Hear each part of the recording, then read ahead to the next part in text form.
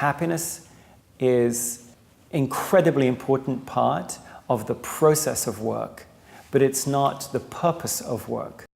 The purpose of work is contribution, and happiness becomes a way in which you sustain and grow and add richness to that contribution.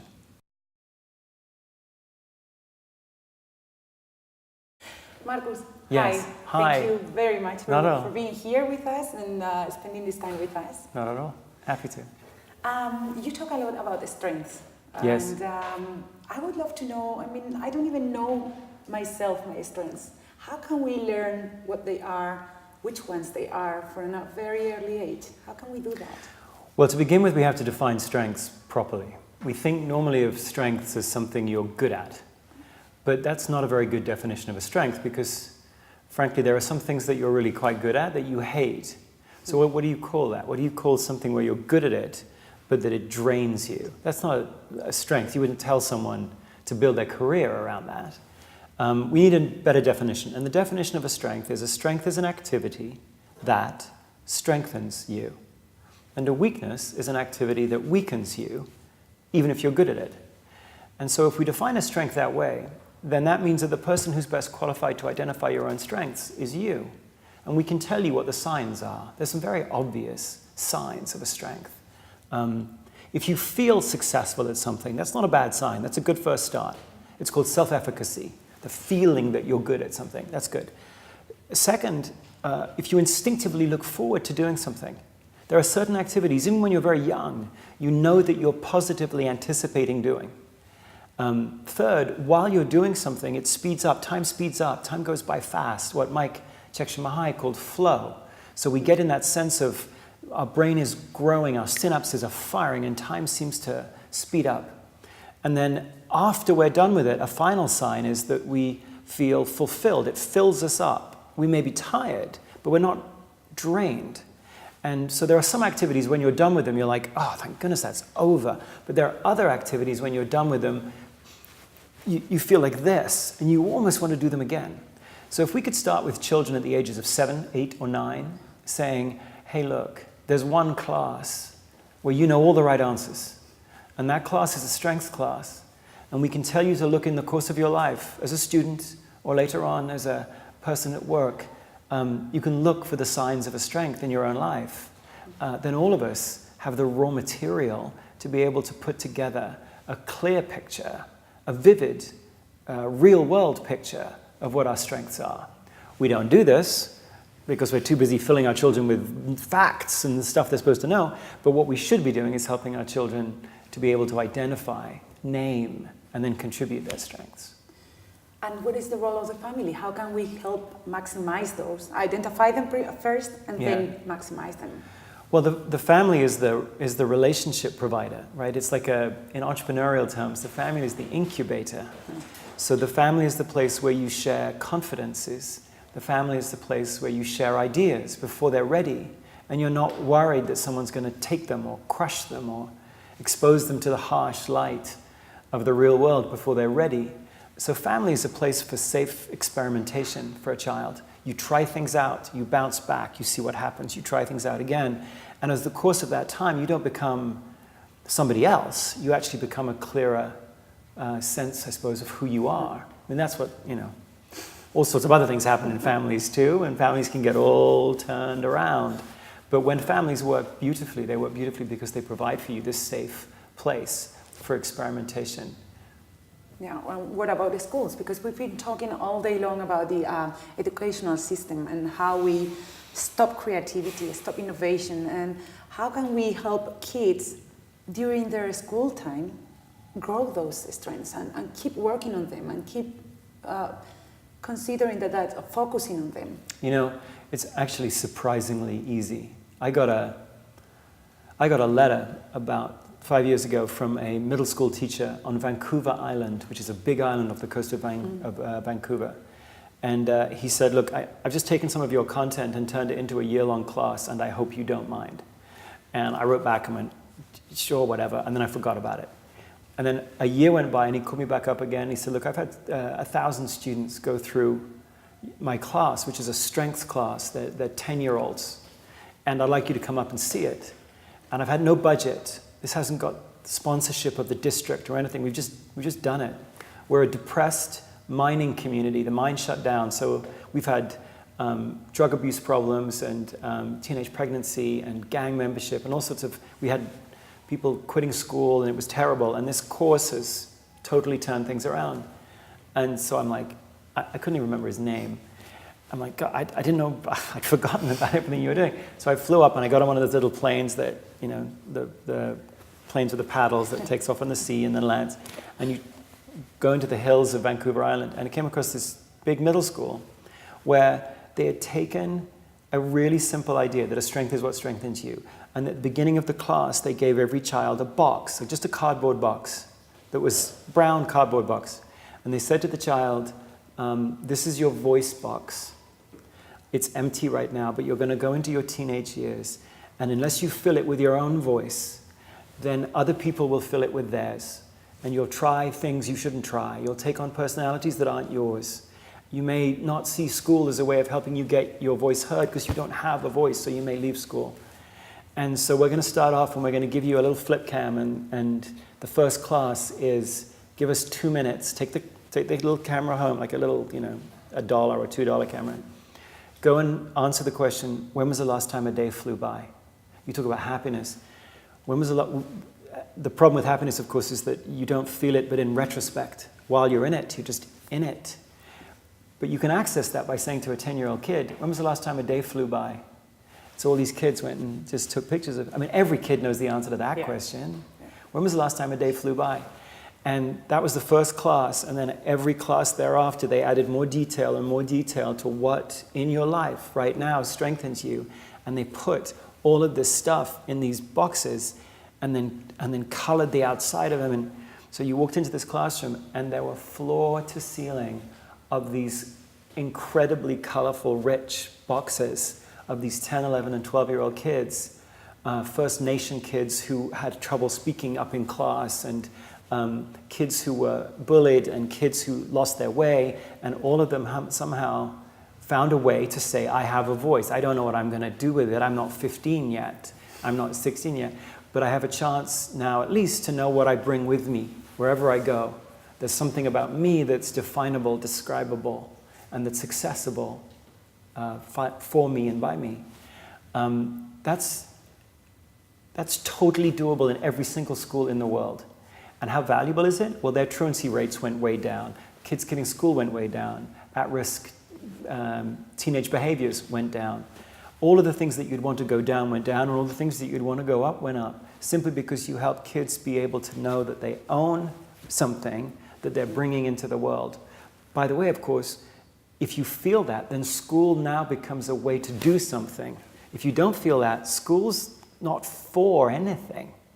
So my massively simple suggestion is build really straightforward strengths classes and get children to use the raw material of their regular days at work or in life or at school to be able to write down, capture what their strengths are. We can do that now. Do we do that now? No. And I have no idea why not.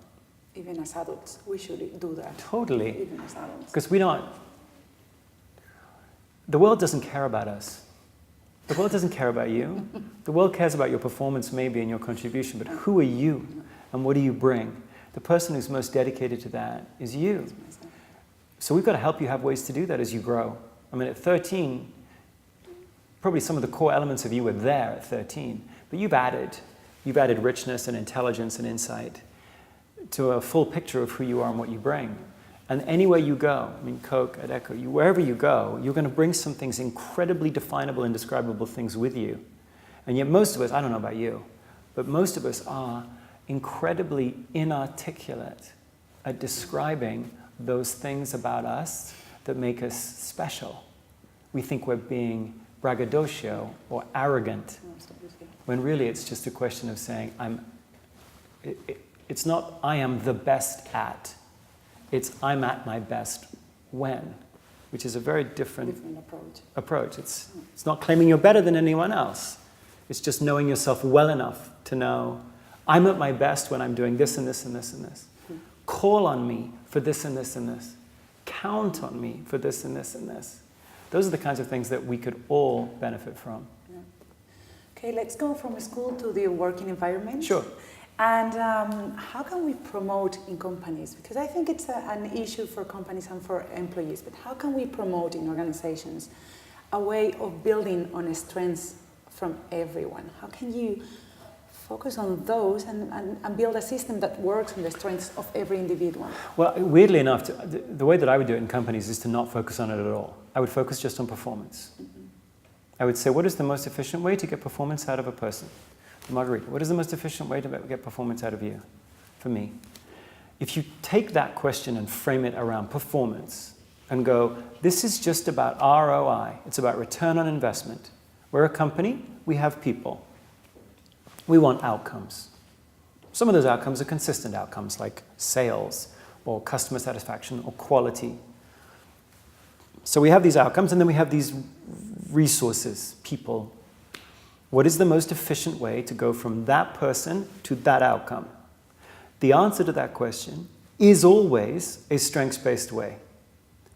Because otherwise I am fighting against the unique tendencies of you. Now, if I've picked a whole bunch of wrong people, then I'm going to have a real difficult time getting you to these outcomes. If I've hired a bunch of people, for whatever reason, who hate selling, okay, then I've got a problem in terms of the army that I've chosen to hire.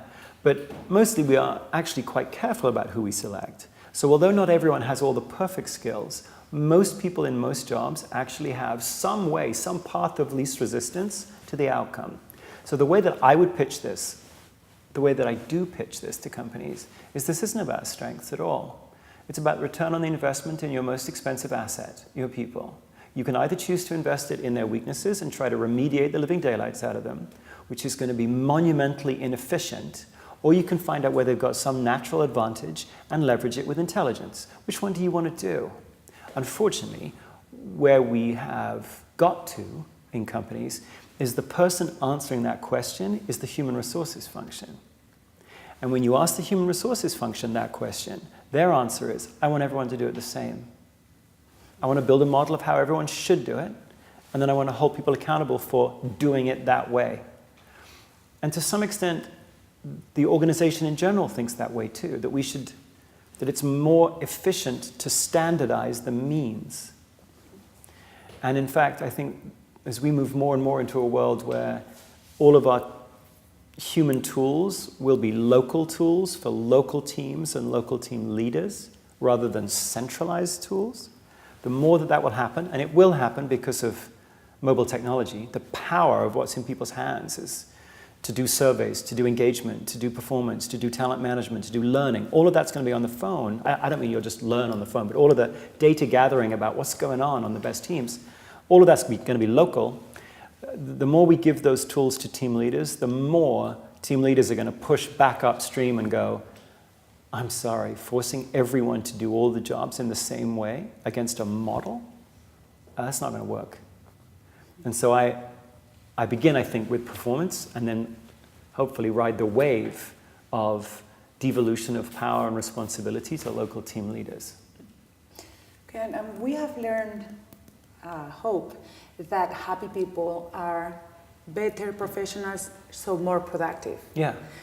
And I hope the answer is yes, because you've talked about flow, but I guess that this focus on strengths make people happier, because I work on what makes me enjoy, what I am best at. Yeah. So I guess it has a link between... Yeah, so happiness, by the way, I have the secret, and I got it right here. You want to share it? Please Here, I'll do. pull it out right now. No, anyone studying happiness, we don't. No one has the secret pill, right? But we do know that it has at least 3 super important components, which is why, who, and what. So am I doing the why part of it, which Simon was talking about this morning? Why am I doing this? Does it resonate with me? Does it feel meaningful to me? To be committed to something of purpose.